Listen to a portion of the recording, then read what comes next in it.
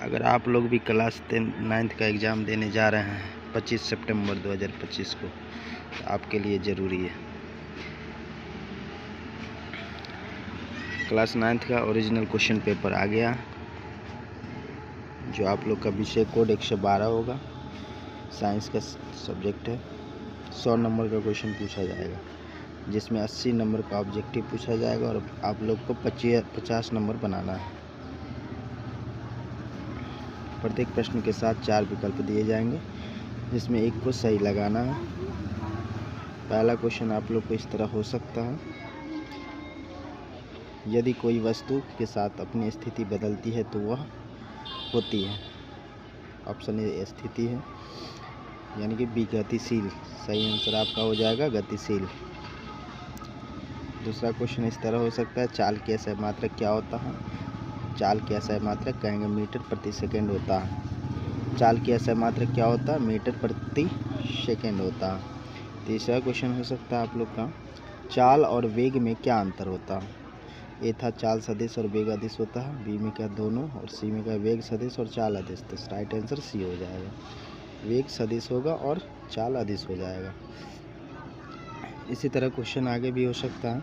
चौथा कि त्वरण की असह मात्रक क्या होता है? तो त्वरण की असह मात्रक कहेंगे मीटर प्रति सेकंड स्क्वायर होता है। मीटर प्रति सेकंड स्क्वायर होता है। पांचवा का क्वेश्चन हो सकता है: यदि कोई वस्तु विराम से चलना प्रारंभ करे तो उसका प्रारंभिक वेग होता है। प्रारंभिक वेग क्या होता है? तो कहेंगे शून्य होता है। प्रारंभिक वेग क्या होता है? शून्य होता है। सी हो जाएगा राइट आंसर। और छठा का हो सकता है: एक वस्तु 10 सेकंड में 100 मीटर अगर चलती है तो उसकी चाल क्या होगी? तो उसकी चाल क्या होगी? सी हो जाएगा, 100 मीटर प्रति सेकंड हो जाएगा। और किसी वस्तु की विस्थापन और दूसरी समान हो सकती है, तो इसका राइट आंसर बी हो जाएगा, गति रेखीय होगा। ठीक है, किसी वस्तु की विस्थापन और दूरी समान हो सकती है, तब वो क्या होगी? गति रेखीय हो जाएगा। अगला क्वेश्चन: गति को रेखाचित्र दिखाता है। गति को रेखाचित्र दिखाता है। तो इस समय और दूरी के संबंध में बी बल का प्रकार, सी तापमान का प्रभाव, की डी में ऊष्मा का अंतरण। राइट आंसर कहेंगे समय और दूरी के संबंध में। ठीक है, अगला क्वेश्चन हो जाएगा: यदि कोई वस्तु वृत्ताकार गति में हो तो उसका वेग कैसा होगा? तो अगर वृत्ताकार होगा तो अपरिवर्तित होगा, बदलता रहता है या शून्य रहता है, कोई नहीं। तो कहेंगे यह बदलता रहता है, बी आंसर हो जाएगा। ठीक है, इसी तरह क्वेश्चन आते रहेगा। अगला क्वेश्चन हो जाएगा: 60 किलोमीटर प्रति घंटा के चाल पर मान जो है मीटर प्रति सेकंड में क्या होता है? तो इसका राइट आंसर कहेंगे 16.67। ठीक है, 16 किलोमीटर प्रति घंटा चाल के मान मीटर प्रति सेकंड में क्या हो जाएगा? तो 16.67 मीटर प्रति सेकंड राइट आंसर होगा। अगला हो सकता है: बल का ऐसा मात्रक क्या होता है? तो बल का ऐसा मात्रक सबको पता होगा, न्यूटन होता है। बल का ऐसा मात्रक क्या होता है? न्यूटन होता है, कोई दिक्कत नहीं। इसी तरह अगला क्वेश्चन हो जाएगा: संवेग का सूत्र क्या होता है? तो फार्मूला याद रखेंगे। संवेग का सूत्र होता है द्रव्यमान गुने वेग।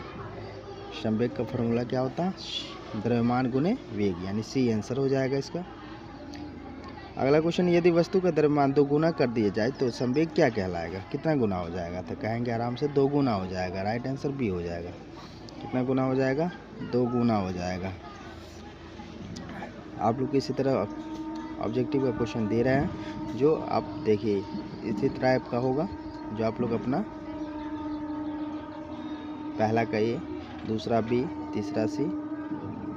ज़्यादा लंबा वीडियो नहीं बनाए, बस शॉर्टकट है। जो आप लोग इस तरह से क्वेश्चन मिले तो डाल सकते हैं। सब्जेक्टिव में भी कुछ क्वेश्चन आएगा, जैसे चाल और संवेग में अंतर बताना था, त्वरण क्या है, दूरी और विस्थापन क्या है। तो आप लोग बना सकते हैं, इसका स्क्रीनशॉट ले सकते हैं। और चाल किसे कहते हैं? तो यह केवल गति की दर्शाती है। चौथा क्वेश्चन इसी तरह हो सकता है: चाल न्यूटन का प्राथमिक गति नियम, ठोस और गैस। इस तरह से आप लोग अपना क्वेश्चन को बना सकते हैं।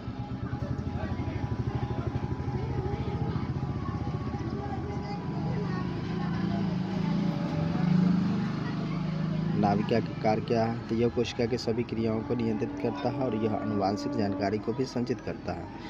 तो आप लोग के लिए बड़ा आसान कर दिया है। ओके।